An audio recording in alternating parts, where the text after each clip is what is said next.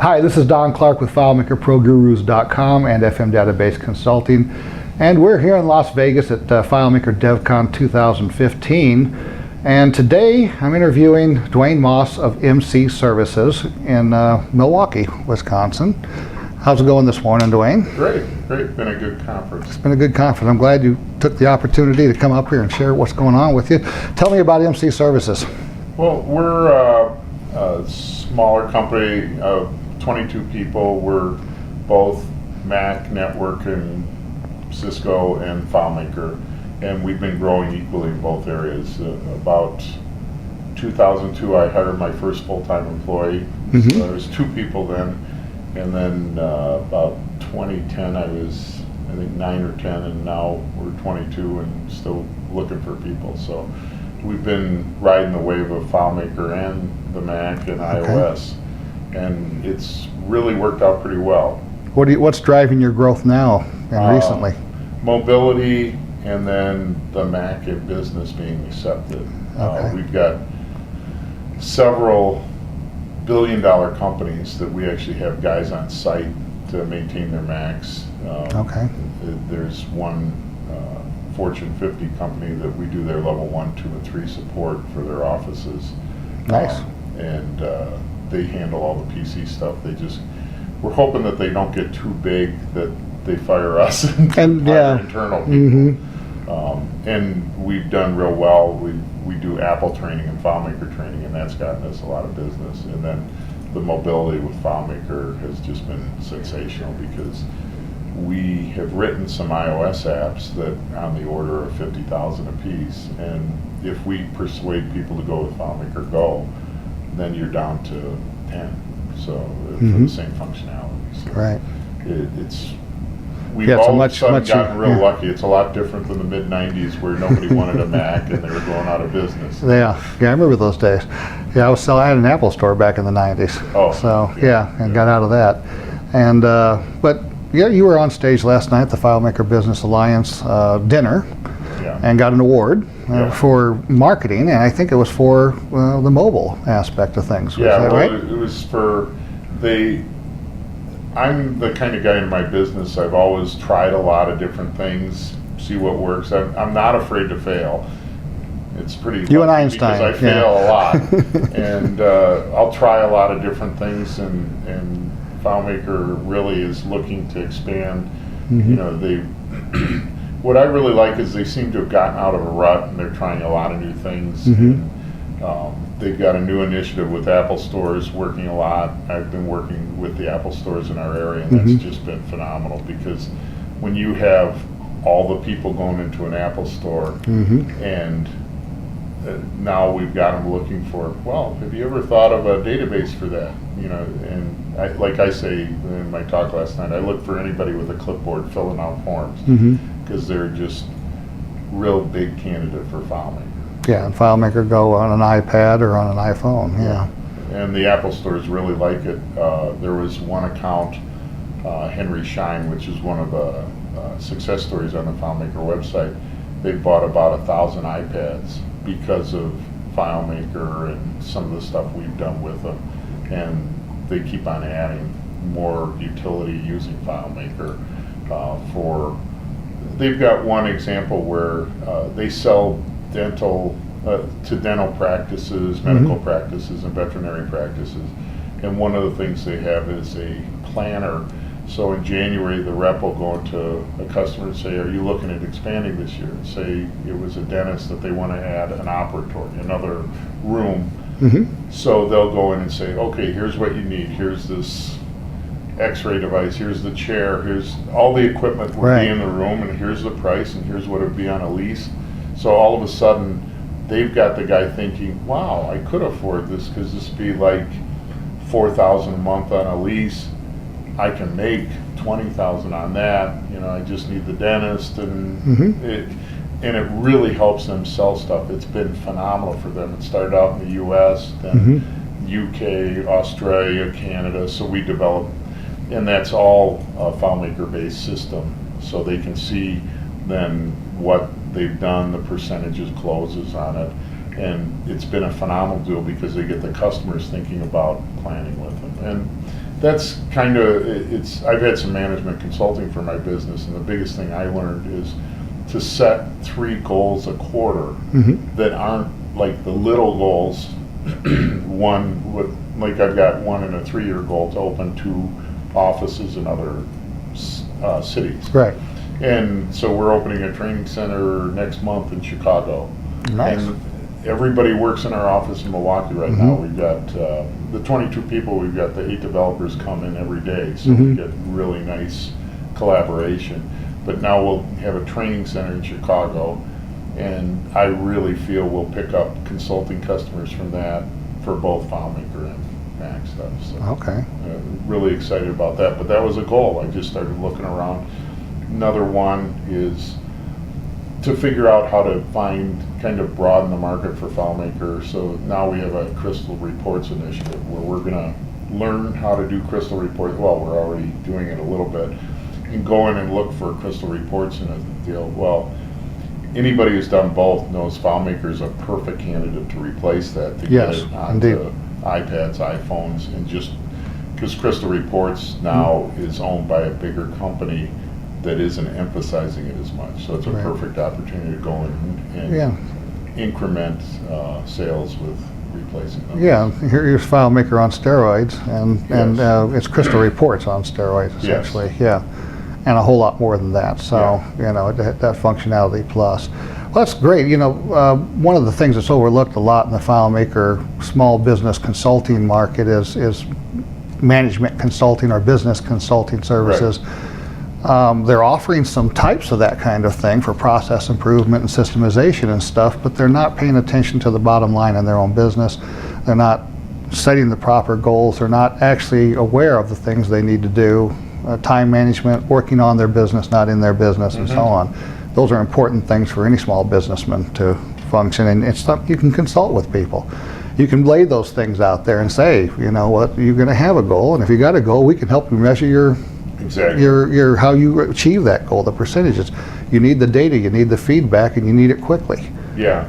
Well, actually, it kind of changed my business. A book called The E-Myth, which most people are, if you haven't read it and you've got a small business, read it. It talks about working on your business, not always in your business. Yeah. And then I've had this one company that I work with, it's management consulting, and it turns out the franchise was started in Milwaukee by a friend of mine I worked with in a former life at Apple. Okay. I worked at Apple. And it's called Action Coach. And it's just been phenomenal for me. And to sit there and, you know, it seems weird when you say, well, you're going to pay this guy, you know, $500 a month, $1,000 a month, but he guarantees that you'll increase your profits that month, and it really does work. And it isn't like a Ginsu knife. It isn't like the guys on late night TV. They just hold you responsible for meeting the goals and things like that. My action coach is Mark Tobias in Albuquerque. Oh wow, this is 18 months. So, well, then the last time I was in Vegas at the Business Excellence Forum here in February, and I actually was a finalist for CEO of the Year, which was real cool too, because that's what I've done. And some of my friends have said, you've gotten really good at delegating stuff, and I want to do the stuff that I'm good at. I have been programming in FileMaker for probably 25, 28 years, but I'm not as good as the guys that I have now, because I learned FileMaker by the old Wild West techniques. Well, there were no techniques back then. I mean, they had to be developed. And the great thing is, I'll get an idea, I'll sketch it up, I'll do a couple layouts, and then I'll hand it off to them, and they'll complete it. And it's so enabling for me, because I can just spin out the ideas and tell them what I want. And I get enough touchy-feely that I feel connected, and I'll be people's critic. You know, I'm always big on user interface, because you get somebody that's a SQL programmer, they don't usually think of user interface too much. It's a table of results. Yeah, what's wrong with table view? But the other thing is, you know, I'll really, glom on to them as far as security, because in a former life at Apple, I was a systems engineer, and I wrote a lot of the courses that they use for certification at Apple. And one of the things that I probably learned the most about was the security course for OS 10.4. And now I can't remember his name, but he worked with the NSA to do hardening the Mac OS. Okay. And if you look at the security guide for OS 10.4, you'll actually see the NSA seal on there. Yeah. Because they work with them, and the NSA wanted stuff in there.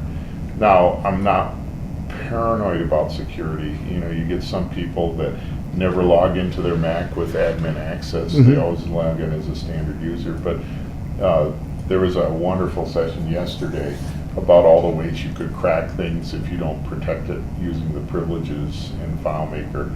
And that's just a lesson, you know, don't just hide a field, restrict access to it. I didn't realize you could do all these things with AppleScript override stuff. But no, I graduated in chem engineering, so I have a fairly technical background, but most people now think of me as a salesman. So it's kind of interesting. I love talking to people, discussing, and then what's nice is with the business planning background, I was at one time a materials manager for a division of Union Carbide in a former life. But I've had a really chemical engineering, career. But I know ERP systems, you know, manufacturing systems. I've been a production planner, so I can talk the talk with a lot of customers. And walk the walk, yeah. And I really emphasize, if somebody's getting started, to always take an accounting course, even if it's at night at a community college. So you understand balance sheets, you just understand what expenses go above the line and below the line. Because what's on the balance sheet, what's on the income statement. Because that's essential if you really want to look at a business and figure out why it's working or why it isn't working. But it's always interesting, because you end up, as I've gotten bigger and, you know, talk to employees, and it's like, well, how come, you know, you charge this amount for my time, but I'm only getting, you know, a third of that? And I said, well, you know, there's other expenses in running a business. Note the computer on your desk, the software on the computer, the desk, or the building you're sitting in. We moved offices about 3 years ago, and I'm sitting, oh, this is pretty good. The rent is $2,800 a month. But the build out of the offices was $130,000. There's that, And you're looking, and now we're adding on, building out a little more and moving our data center, and that's another $150,000. And I'm like, okay, that's like another person and a half for a year. You know. But no, that's one thing I like to try and make facilities as nice. I require people to come to the office to work. You know, I don't like them to telecommute, because we really get a lot out of collaboration. And it's enabled me to bring new developers up to speed very, very quickly. And we've needed new developers too. So we've gone from, like I said, I think 3 years ago we had 3 certified developers. Now we have 8. So we really work together. We did our own Developers Cup the other day, which was pretty cool. Tic-tac-toe, wasn't it? I met a lot of your guys, as you know, last night. So they had an hour and to do a FileMaker program that ran a tic-tac-toe game and told the winner and stuff like that. And, you know, it was funny, I was talking to one of the guys, I started out thinking about using global variables, and then I decided to use global fields, and that cost me 15 minutes. And so, and looking at the 8 different solutions, they were all different, you know, and it's kind of interesting. Then they reviewed how they did different things, and and stuff like that. You know, it's hard to get by yourself. You know, the FileMaker community is real nice as far as sharing back and forth, but we do so much internally. But, you know, you can be successful a lot of different ways. I've managed programmers before on some extremely large projects, and I always found if you don't see them, you have to set deadlines almost every other day to keep stuff moving forward. and that's how I programmed too back in the old days. It's like, oh, I need this done by Friday, need about 4 hours so I can start Thursday night at about 11. Then you realize that 4 hours was really 16 hours. Yeah, that's the problem. And as you start to go on all-nighters, your programming skills decrease. So. And then you realize there's a question you have to have, or a decision from the client. You won't have that for 2 more days, that type of thing. The iterative process can slow things down quite a bit. Yeah, and that's the one thing that we really try to do is work together with the customer, do project reviews. And that's one of the things, I bit the bullet about 3 months ago and hired a full-time project manager. And that's just been phenomenal. So, I really see us evolving as a regular production company, and I really encourage other people, to look at stuff like that, because if you have a project manager that knows what's happening on all the project, he answers the question, talks to the developers, because typically developers, and it's the same, but the typical developer doesn't like the customer calling them and saying, can I talk to you about this? And then going through the project manager, then we make sure that the project stays in spec, otherwise you do a change request. And we really improve that, because if you run a project without change requests, there are very few that start out how they were laid out 3 months before. Oh, it's exactly what we said it was going to be. We didn't need one extra report, one extra layout. So that with the project manager, we've seen really great improvement in that. So, and then what we did is made a process too, where we always include training, because what we want to do is when sign off on the project, we just don't hand it to the deal, but we sit down and do training for them. That's been really well received too. Yes. Again, we add 10% onto the quote to come out and train the customer and their people on it, because just don't assume because you knew how to use it. And then we'll do bug testing internally, because we'll just hand it to another developer or the accountant in the office and stuff like that. Okay, enter a PO here, or enter an order here. Or yeah, that's process testing as well. Yeah, make sure that they understand and it's clear. So we're not perfect, and we never will be, but nor we're is trying to get nor it's any of your competition. Well, none of us are. One thing that's kind of cool. I mean, it's sad for FileMaker, but it's kind of cool. But if you look for FileMaker developers, it's hard to find them. We had a customer, one of our biggest customers, we bill probably 15 to 20K a month, wonderful recurring revenue. And the developer they had walked away from them. He was working there twice a week, 8 hours a day, billing them. I don't know what his billing rate was. And he just walked away and didn't answer voicemails. And they're nice people to work with. They're very, they will seem demanding, and they start work. What's kind of funny is they start work at 5:30 in the morning. So sometimes I get calls at like 5:45, something's wrong. Yeah, the server's not working. And, but I'm just amazed that somebody walked away from that. But it's something where they were really frustrated because they were working with a single person, and their company was at risk because of that. So, but now we've been working with them for 6 years now. We've had 3 different main developers on the project, and they keep on expanding. Now we're getting into mobility with them. So, using iPhones for barcode scanning, taking pictures of sites in the field for quotes, and they just spent $60,000 upgrading all their servers. And everything. Oh wow! So, big company. But it's really interesting. Some of the like I said, they looked around for another FileMaker developer, and we were the only one there that had more than one person. And not that one-person companies are bad at all, but if you're in a company and you're thinking about putting a large investment in, sometimes you go, and that's where I always go in a company, okay, who's the backup if that person gets hit by a car? Which is a valid question. So. And, you know, that was probably the biggest hit to my business about 3 years ago. My chief developer died. He fell off a trampoline, cracked his head and died. And, he was well known in the FileMaker community, and it was a loss.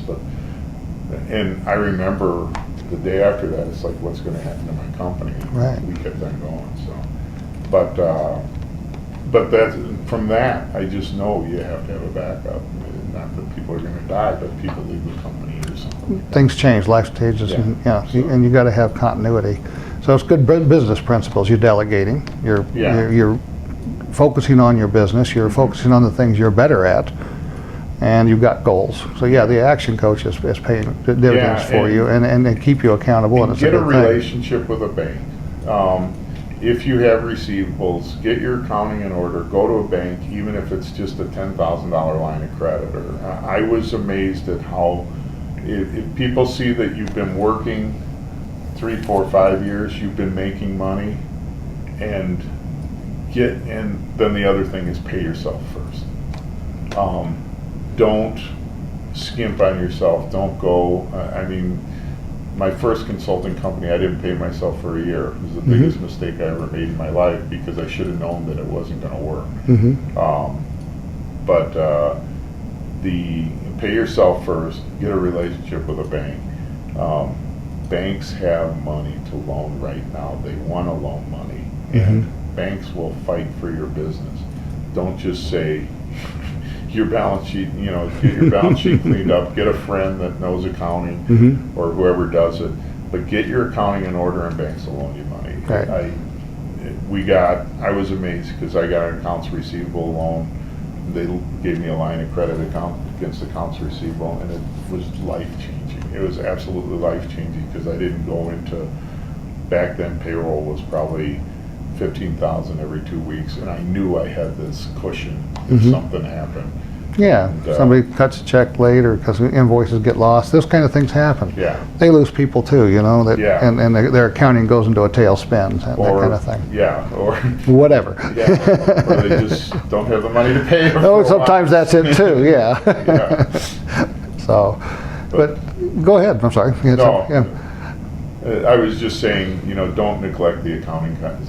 Oh, yeah. You can be the greatest developer in the world and do the greatest job, but if people don't pay you, and if you don't know where your money's going and where it's coming from, you're going to be in trouble. If you don't have good systems in places to keep things organized, so you can delegate and you have a good team, and you know, I'm telling you stuff you already know, team building and team responsibilities, building a great team, those types of things. One of the I don't know where the quote came from, but they talked about, look at your team and the people on your team and say, would I hire that person again enthusiastically? And that last word just doesn't. Yeah, I'd hire him again enthusiastically. But no, it's really essential though to make sure that you manage your business as well as developing it. And one of the other things that I talked about mobility before. We've made a lot of deals where the initial project, we probably figured we'd lose money on it. Like say here's a perfect example. There's a custom blind installer by us, and they were coming out and putting blinds in our house, and I'm like, and I knew we were paying about $2,800 for the blinds. You know, it's funny. $2,800 for blinds is nothing, but $2,800 for a database, that's a lot of money. That's a lot of money, yeah. So I said, you know, you have these forms here that you're filling out and taking the measurements and stuff like that. And then, you know, I said, what do you do? Well, we take that back and enter it in. And then I said, what happens if you transpose like that 1/4 to 3/4? All of a sudden the blinds don't work. And so I said, give me a copy of this, and I went to the company. I said, well, here's, you know, your deal on an iPad, kind of digitized, and by the way, you can take pictures and stuff. And I probably spent about $3,000 a time making a $1,000 sale to replace this form, but then they came back, wow, could you link up to Google Calendar? Could you manage this? Mhm. And all of a sudden, they had a server in the back end, because then they said, wow, the orders can come straight in and the guy doesn't have to come back. We don't worry about losing stuff. Mhm. So that became a bigger account. And it's something that, it's kind of like try before you buy. Well, they're paying a little bit, so you got to get them to have some skin in the game, otherwise it's Yeah. not worthwhile. But you might not make money, but then you get into reference selling, where one guy, we had a building inspector, we did a deal where he went out and did the building inspecting on an iPad, and he could print what they call the hard card that you put that said this building inspection and this is what's Right. done. And then he told two of his friends about it. We did stuff for them. All of a sudden, we're hosting for them. We're doing development for Got them. recurring income. Yeah. So, and those are the kind of things that. Why are we doing these small projects? We want the $5,000-$10,000 projects. Well, you know what? You end up that way. Let's get back to that. This has been fascinating. I really loved the conversation about working on the business and actually applying business sense and common business practices to a development company. And because if you don't do those things, you're going to go out of business, or you're going to scrape along at the bottom for a long time. Right. And I mean, I see other software development companies by me and other, network support companies. You look, they've got salespeople driving leased BMWs. They've got, the developers doing well. They're jumping to other companies. And I'm thinking, this is 10 years ago. What am I doing wrong? I'm working my ass off for this. And all of a sudden, I mean, it's interesting because another goal of mine with Action Coach was I love to play golf. I'm kind of weird for the tech industry, but I now play golf 3 or 4 times a week. I'll take off for an afternoon. I'll work at night or something like that, but I'm not doing 100 hours a week anymore. Right. I'm doing maybe 60, but I enjoy what I'm doing, and I'm not, it isn't something like, what's kind of cool is my brother's thrown out the first pitch for a Cubs game, I think in 2 weeks from tomorrow. Nice. And it's like, there's no problem, I can take off and do that. I can work stuff out. Where before you'd be like, I don't know if I can do it. It's going to cost me money if I go. Yeah, exactly. So a lot of that stuff, it's really eased up, and it sounds like nirvana, but it's achievable. And that's, I really recommend 1-2 person companies, and like we're 22 now. I've got 5 of my people going to bi-weekly meetings at Action Coach for planning. We do a quarterly planning. We just did our quarterly planning July 1st, set our goals, re-updated our goals, and then we tell our company what our goals are. And what's really interesting with the company, they get more excited because they see where we're headed. And what's really weird is about a year ago I had the org chart and the future org chart. And the future org chart had all these spots in there that didn't have people in it, and all of a sudden there's people popping up in it. So you built the chart, yeah. So we know where we're going, and we've got a plan. And I always say there's a if anybody watches sales deals, there's a very famous sales coach, Zig Ziglar. Oh yeah. And he was up on stage one time and he says, "Here I have the most accomplished archer in the world. He can, from 50 feet, he can do the split the arrow and stuff like that, but I can beat him." And everybody in the audience is going, "How could you beat him?" "I guarantee you I can beat him." And then, "Let me show you." He puts a blindfold on him. He says, "See, if he can't see the goal, he has very little chance of making it." And that's the same thing. Like, if you don't have a goal for how many calls you're going to make, how many leads you're going to get, how many deals you're going to close, what your sales are going to be this year, then your chances of making it are very small. And we set goals that are we know that are achievable, but are stretches. And we've been doing it. This year our sales will be up, I think, about 35%, and we're actually exceeding our targets right now. Right. Which is, and you think, I'm going to increase sales 35%, for a company with 22 people, so they're multi-million. So it's been pretty nice. But I really encourage, there is Action Coach all over. There are other coaching deals. There's a real good book, kind of as you get further along, called Traction by Gino Wickman, which has some really nice techniques in it. And I gave it to all of my company, but start out with the email. It kind of explains what they're talking about when you say work on the business, exactly. not in the business. Yeah. Because it's the typical entrepreneur, they get so tied up with the day-to-day stuff and they never get the long. What they did is buy a job. Yes. Yeah.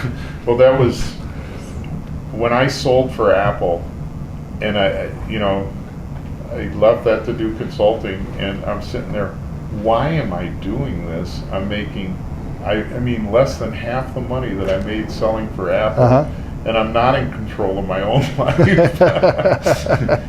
And my wife is my boss, Isn't that always the truth? I'm supposed to take the kids there, and why do I have to work for this? So, but it's been life-changing. It sounds like a religious revival or something like that. But I've been extremely lucky getting that, having FileMaker, really, with the mobility deal, and I mean, I just love the company. They keep on enhancing the product and making. I was going to ask that question, and you've already kind of answered it, but you seem happy with the direction FileMaker's going with the platform approach, with integrating with the web and specifically with mobile devices. Yeah, when you look at WebDirect, you look at ESS, and you look at mobility, and the fact that they figured out how to include Android without pissing off Apple. They don't talk about it, but I'll tell you, somebody has a Samsung Galaxy, right away it doubles your basic customers. Oh, more than that, I think. The people that are using, and this is something that is security.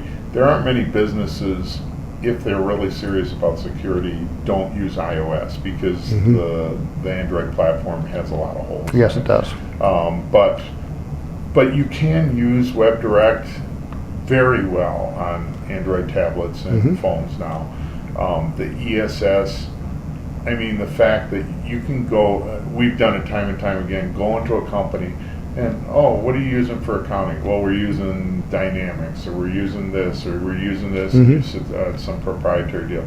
Then you go on their website and go, back-ended SQL Server. Yeah. We can get to that. We can get to that. Yeah, that's what they ask. Can you get to this to our web server? Can you get to our services? Yeah, and then is there an API? In large companies, I can't say their names. We've gone in and showed them how to get data. One of them has some FileMaker developers, and we assist them. The other one, we're the only developers for them. And both of them were using ESS to go back in. They're using SAP. So we're going to Oracle DB2, SQL Server, and they're like, one place I said, well, do you still need us? Because one place is using about 1.5 of my people all the time.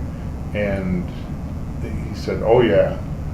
And I said, well, so you like everything, he's kidding. You like everything you're doing? He says, well, SAP programmers are $225 an hour, you're $160, and you do twice as much stuff in an hour than they do. So it's nice to have your competition that's slower and more expensive, so they're not rate sensitive, and they just can. I mean, the last PO we got from was $150,000. That's a nice PO. So I know that I can keep those guys employed. Yeah, there's a little stability there. Yeah, that's good planning too. It's important, as you get along, to get salespeople that can talk to the management and stuff like that, and to the CIO, and that talk about business processes and not talk about technology. Because what the end run is, any customer, anything. You buy a car, you might buy it because of its sound system or its horsepower or something like that, but the goal is to get from A to B. Yes. And if it doesn't get from A to B because it's a like a Tesla, and your normal drive is 400 miles and the range is 300, it ain't going to work too well. Not going to work out. Yeah, it doesn't perform its basic task. Yeah. Yeah. Well, thanks very much for coming up. I do appreciate it. Let's make sure we get everything in there correctly. It's mcservices.com, Duane Maas, and you're in Wisconsin, so that's a good thing. And I know you've got things to do, and so we got to get rolling. So I'm Don Clark with FileMakerProGurus.com and FM Database Consulting, and we've had Duane Maas here, and it's been a wonderful interview about Action Coach, about FileMaker, the future of FileMaker Mobile. Fascinating stuff to talk about. I really appreciate you coming up. Thanks very much.